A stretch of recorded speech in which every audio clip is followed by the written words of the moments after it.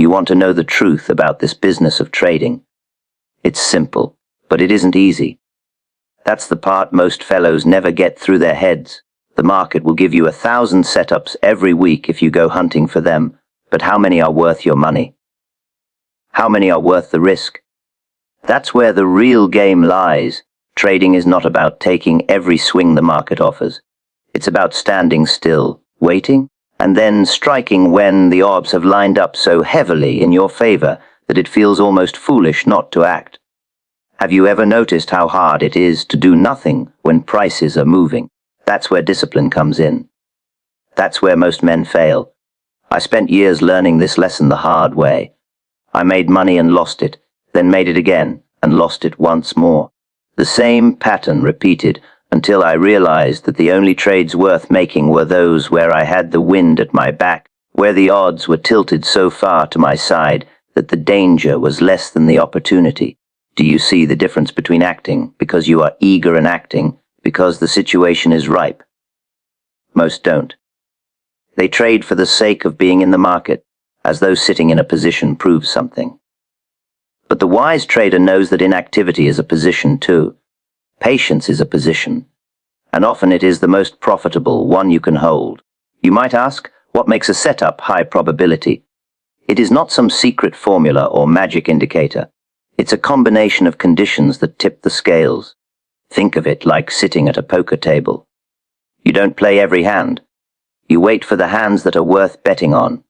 A high probability setup is the ace in your pocket. It's the alignment of price, trend, volume, and sentiment in such a way that the market almost declares its own intention.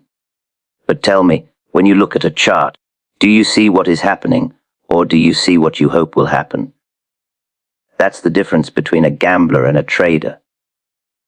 The market is a great teacher if you're willing to listen. Price action speaks louder than opinions. It whispers clues in every tick, in every bar, in every reaction. A stock that resists falling on bad news is telling you something. A stock that rallies on heavy volume and refuses to give back the gains is telling you something.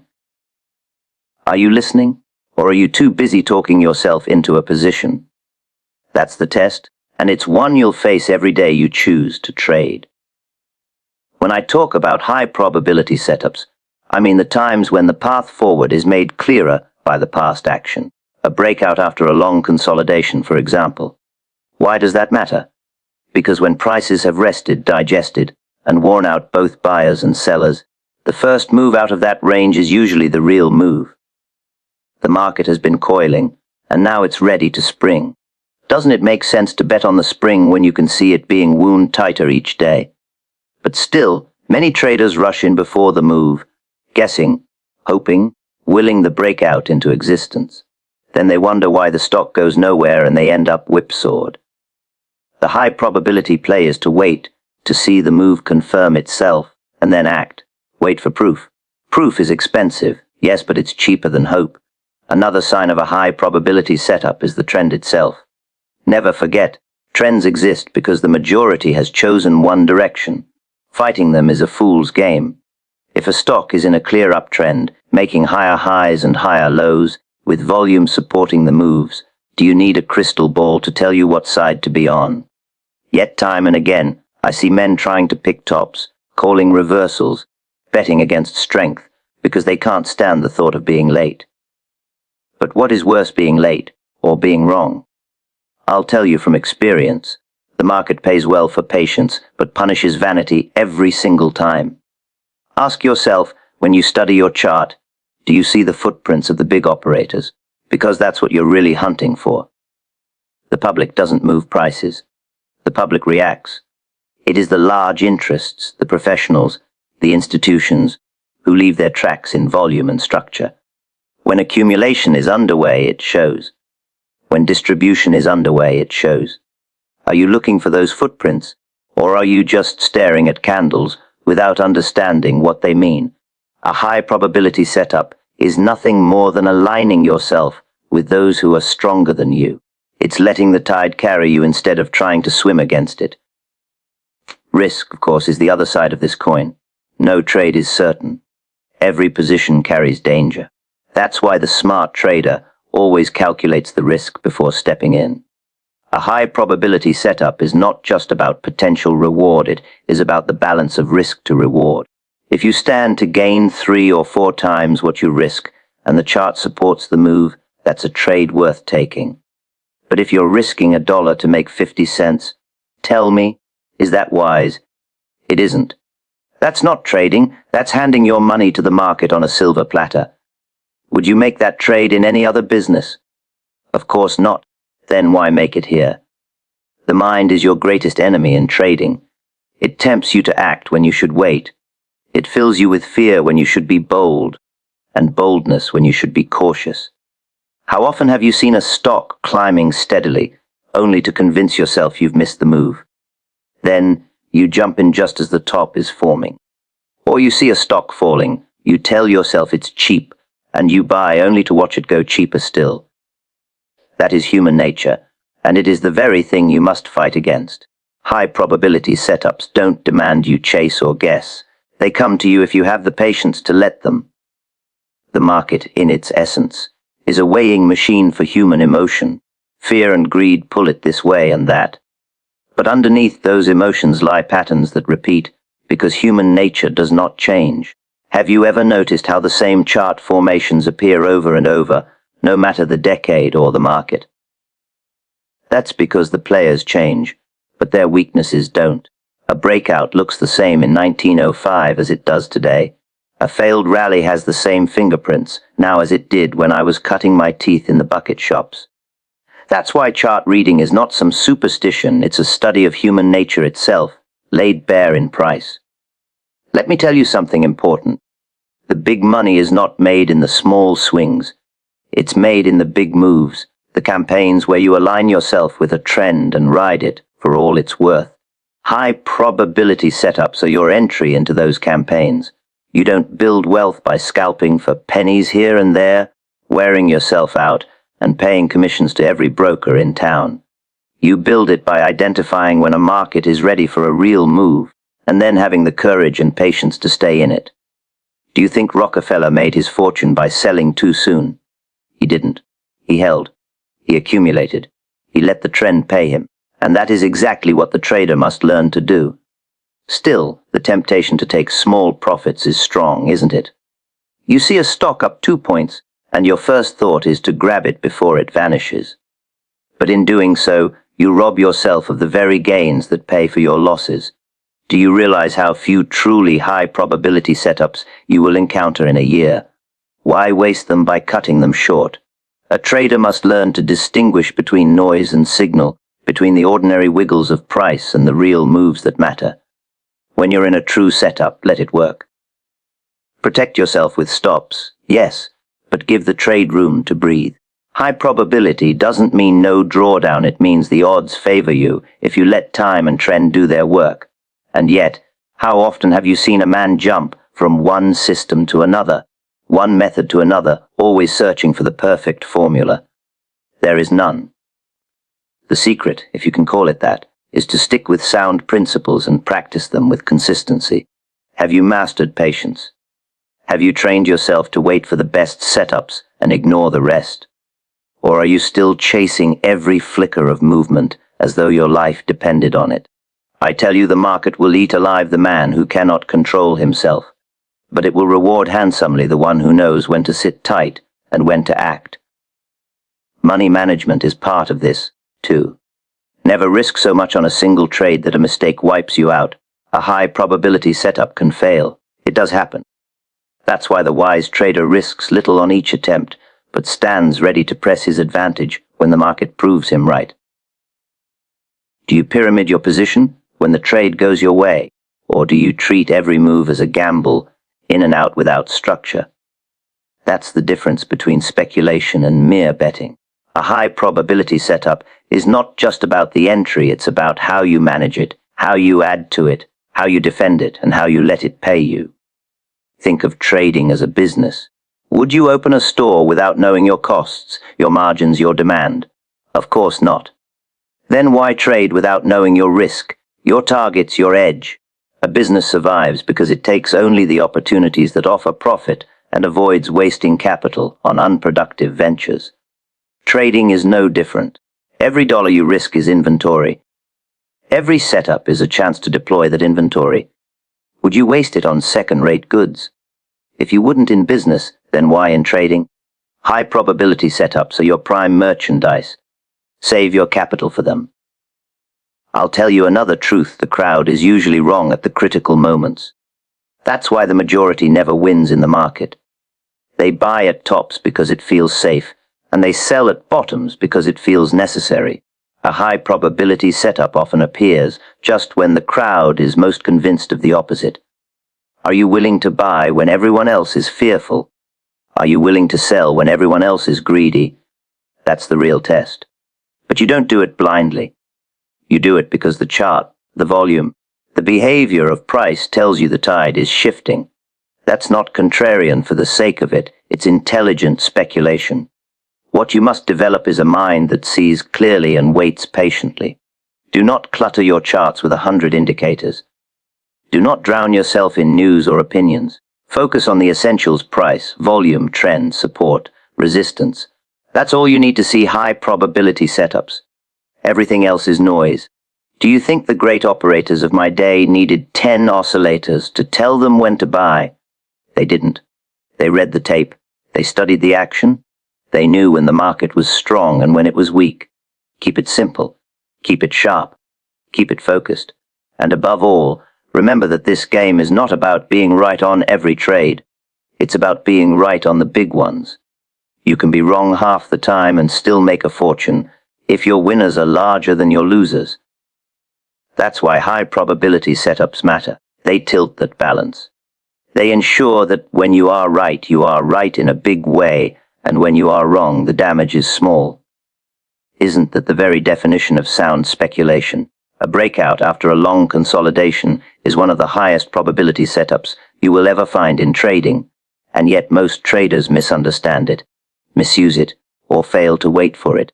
The market is a mechanism of movement and rest, expansion and contraction. It does not trend forever in a straight line. It surges, then pauses. It runs, then breathes. That pause, that period of congestion where prices seem to do nothing, where bulls and bears fight in a narrow range, is not dead money. It is preparation. It is the quiet before the storm. The longer a stock builds its base, the more meaningful the breakout tends to be when it finally comes. Doesn't that sound like common sense? Pressure builds, energy coils, and when it is released, it carries further. That is why a confirmed breakout after consolidation is far more reliable than a guess or a premature entry. The first thing you must understand is why consolidation happens. A stock rallies, then runs into profit-taking. Early buyers cash in, latecomers hesitate, shorts probe the market, and the price settles into a range. Volume dries up. It looks boring, doesn't it? That boredom drives out the impatient. But beneath the surface, strong hands may still be accumulating. They use the range to absorb supply. They use the quiet to position themselves without attracting too much attention. Can you imagine what happens when they finally have all they want, when sellers are exhausted, and when the stock is tightly held? The slightest demand can lift prices sharply, because there's nothing left to sell at those lower levels. That's the essence of a breakout. Now, most traders do not wait for confirmation. They see a stock moving toward the top of its range and they rush in, hoping to catch the move early. But hope is not a strategy. How often have you entered before the breakout, only to watch the stock turn back down into the range, chewing up your capital and your confidence? That is the trap of anticipation. High probability trading demands proof, and proof costs something. Yes, you may pay a slightly higher price when you wait for confirmation, but you also buy safety. Would you rather pay a premium for certainty or a discount for hope? That's the decision that separates a professional from an amateur. A confirmed breakout is not just a price poking above resistance for a moment. It is a decisive move, backed by volume, sustained beyond the intraday noise. Volume is crucial here because it tells you whether the move has conviction. If prices rise but volume does not expand, the breakout may be false. But when prices surge and volume surges with them, that is the market speaking in a clear voice.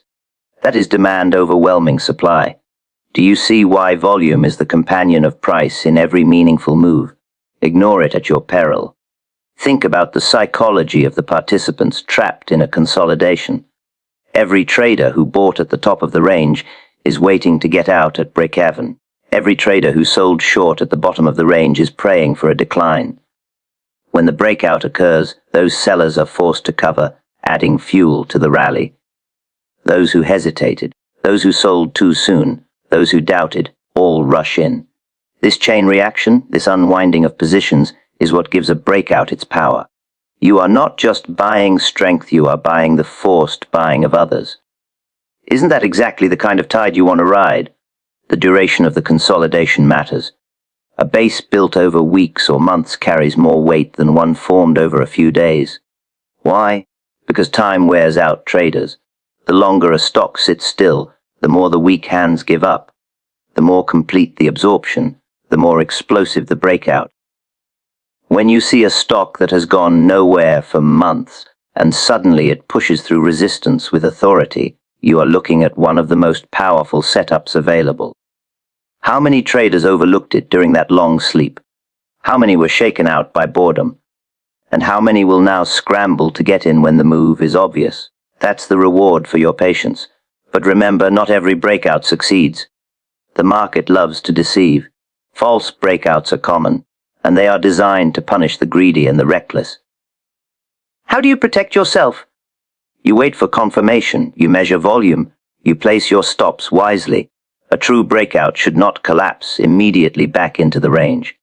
If it does, you must cut your loss without hesitation.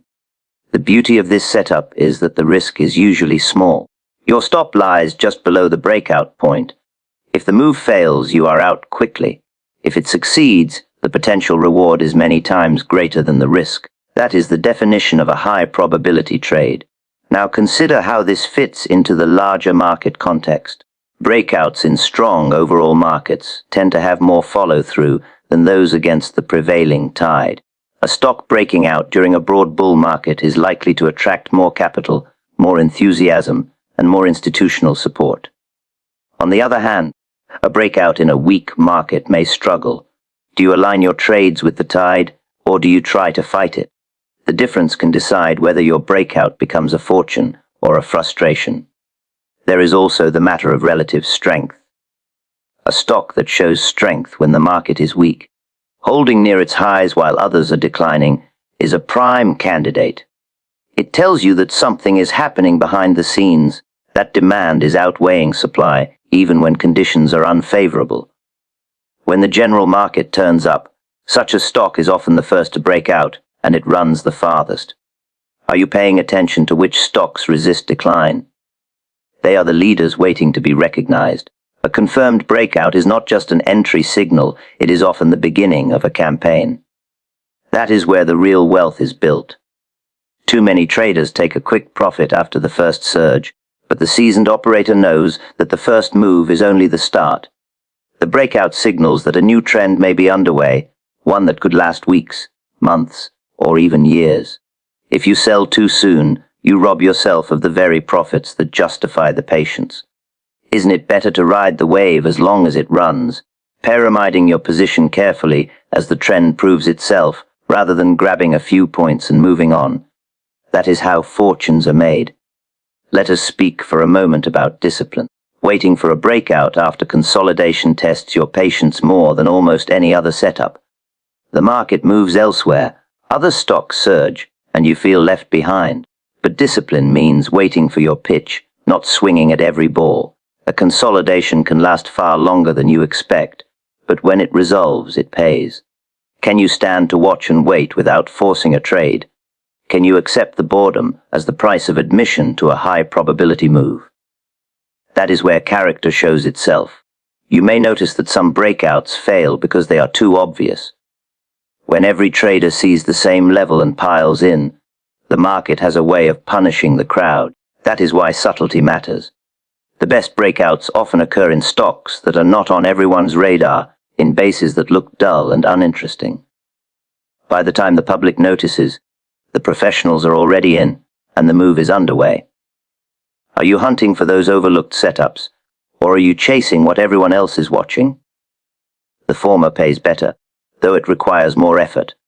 Risk management, again, cannot be ignored. You never assume that a breakout will work simply because it looks good.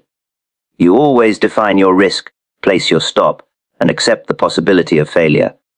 The high probability setup does not guarantee success, it only tilts the odds. That tilt is enough, provided you handle it correctly. A series of small losses, offset by one or two major breakout successes, can build your account steadily. Do not fear being wrong. Fear staying wrong. When you study charts from history, you will see this pattern repeat again and again. Consolidation, breakout, trend. It is the rhythm of the market, the heartbeat of speculation. Whether it is railroads in my day or technology stocks in yours, the principle is the same. Human nature creates the range, human impatience gives up during the wait, and human greed fuels the breakout. That is why this setup has stood the test of time. Do you think it will ever vanish? Not as long as people trade, for people do not change. The lesson is simple, but it must be lived, not just learned. You must train your eyes to spot the bases, your nerves to wait them out, your discipline to demand confirmation, and your courage to hold when the move comes. This is not easy work. It is harder than chasing every flicker of price. But it is the work that pays. If you call yourself a trader, then mastering the breakout after consolidation is not optional. It is essential. The trend is your ally, and yet, time and again, traders treat it as an enemy. They think they know better than the market. They look at a strong uptrend and convince themselves it must be near its end, so they sell short. They look at a clear downtrend and tell themselves the bottom is in, so they buy. But the market doesn't care what anyone thinks. It doesn't move because you or I believe it should. It moves because forces larger than us, supply, demand, capital flows, and human emotion are all at work. The trader who ignores the trend is like a man trying to row against the current of a mighty river. He exhausts himself, he makes little progress, and eventually the current takes him under. Isn't it wiser to let the current carry you, to ride it rather than resist it? Think of it this way. When a stock is in an uptrend, making higher highs and higher lows, with volume coming in on the advances and drying up on the declines, that stock is showing you strength. It is telling you that demand outweighs supply. Isn't that the side you'd prefer to be on? Why would you stand in the way of such evidence? Yet so many traders pride themselves on calling tops. They want to be the first to predict the reversal. They crave the recognition of saying, I sold it at the very high. But recognition does not pay bills. Profits do. And the profits go to those who respect the trend, not those who defy it. Human nature rebels at the simplicity of following trends. We think it must be more complicated, that there must be some trick, some secret only the insiders know. But the greatest operators in history built their fortunes by riding trends. They didn't invent them. They didn't fight them. They didn't question them. They saw them, they recognized them, and they acted in harmony with them. Do you think it is a coincidence that the largest profits always came from holding in the direction of the prevailing move? Of course not. That is the essence of speculation, aligning with strength, avoiding weakness, and letting the market itself carry you. Consider the mental strain of going against the trend. If you short a rising stock, every tick higher adds to your pain. If you buy a falling stock, every tick lower gnaws at your conviction. The trend works against you, wearing you down, forcing you to question your decision. Contrast that with the calm of trading with the trend. When you buy in an uptrend, pullbacks are expected, not feared. When you short in a downtrend, rallies are selling opportunities, not threats. Which side of that equation would you rather live on day after day? Trading is hard enough without adding unnecessary struggle by fighting the dominant direction. Now, a trend does not move in a straight line. It zigzags, it retraces, it tests your nerves. That's where traders get shaken out. They forget that corrections are part of the trend, not the end of it. In an uptrend, the stock must rest. It must pull back to attract new buyers, to shake out the weak hands. These pullbacks are the very moments that offer high probability entries if you have the patience to wait. But what do most traders do? They panic at the first sign of weakness.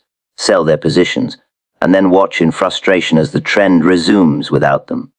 Or worse, they short the pullback, mistaking it for a reversal, only to be crushed when the stock moves higher. Do you see how failing to respect the trend leads to loss after loss? The temptation to call reversals is strong because human beings love to imagine they can outsmart the market. They see a stock climbing and they say, "It's gone too far. It must come down." But too far is a relative term. A stock can always go further than you think, both up and down. The trend continues until it is broken, and not before. Guessing the end is gambling.